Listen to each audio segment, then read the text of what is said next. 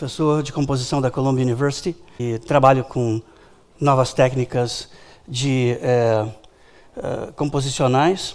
Eu estou aqui, então, especificamente para falar como a criatividade, de certa maneira, como a criatividade é vista por essas entidades e como isso me afeta ou não, ou como isso contribui para que essa criatividade seja efetivamente levada a um público maior e que possa ser exercida de uma maneira mais interessante pelas pessoas. Em outras palavras, o contrabando da qualidade, que é um problema. Por isso que na minha palestra, quando eu coloquei a palavra subversão, ele tem a ver com isso. A qualidade tem que ser contrabandeada hoje para que ela seja ouvida. Sempre foi assim, de certa maneira, mas existe toda uma reprodução de categorias anteriores que levam esses mesmos tipos de avatares, eu diria assim, para a internet. Eu começo tocando, porque falando não adianta nada.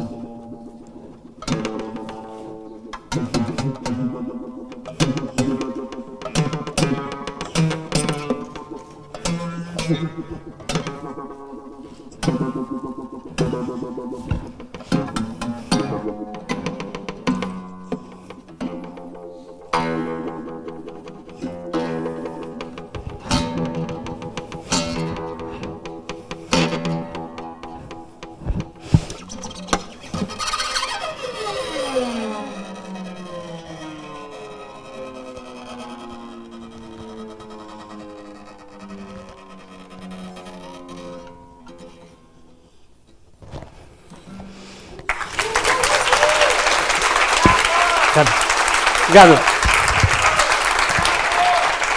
Obrigado.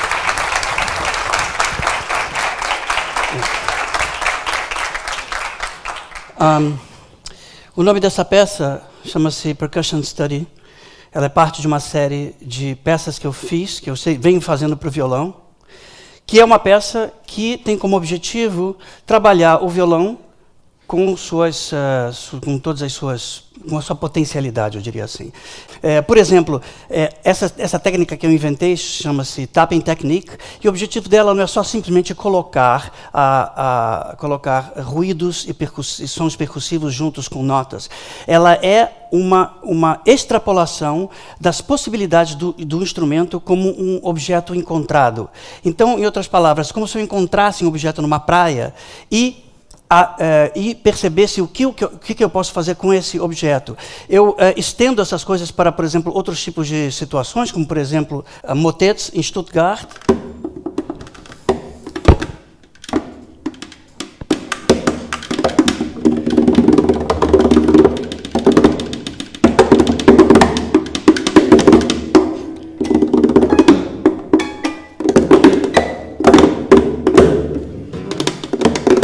Aqui, uma vez eu apresentei esse quarteto, isso em Nova York, na American Society, e se chama A Knife All Blade, uma faca só lâmina, de João Cabral de Melo Neto, né?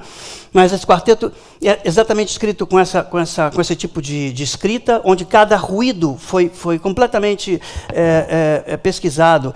Eu só quero dar um pequeno exemplo para vocês ouvirem.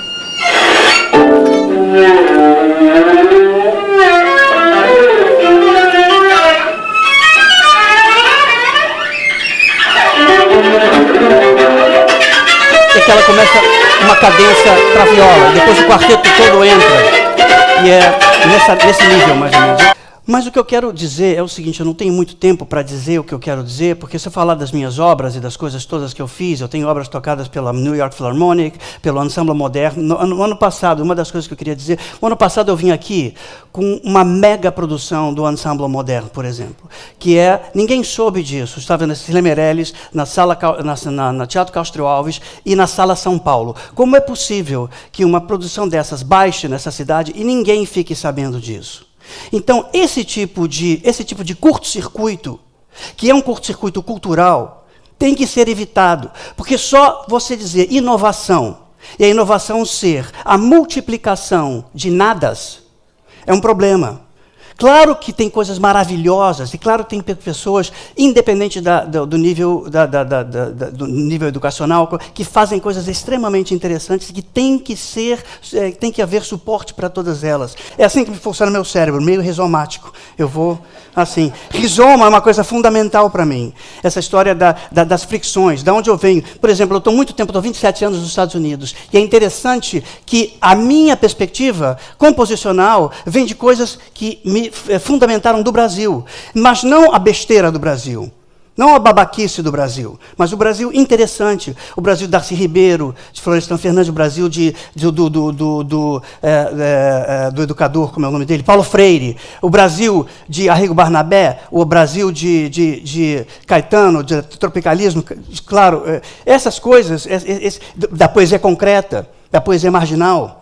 Entende? Essas coisas que para mim são fundamentais e que não podem ser por causa de sua aceitação, das suas. Eu acho que a mídia, um dos trabalhos dessa transparência que vem a partir de novas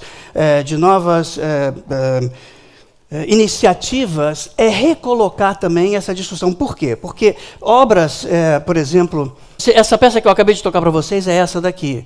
O que isso significa? Que para que eu coloque cada nota, cada ruído em uma certa disposição, numa certa organização, eu tenho que trabalhar com ritmos muito complexos para que haja a valorização da entrada desses ruídos. Essa peça não é mais que um drible.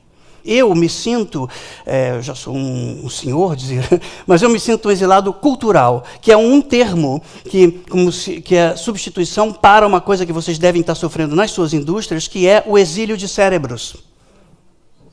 Então, eu já exilei o meu cérebro há muito tempo, não porque o meu cérebro é especial, pelo contrário, é porque não é especial, não era especial, eu queria aprender coisas especiais.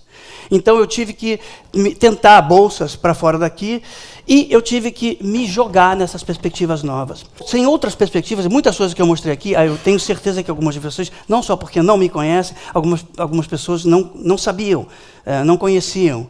E esse tipo de fricção é importante para dizer que há pessoas fazendo esse tipo de coisa e há um mercado inteiro dentro do mundo para esse tipo de coisa. E é como o jazz, por exemplo. O jazz existe, vocês não precisam ouvir jazz todo dia, e nem o jazz é o que é o Michael Jackson, nem o jazz é o que é a Madonna, ou o rap, ou sei lá o quê.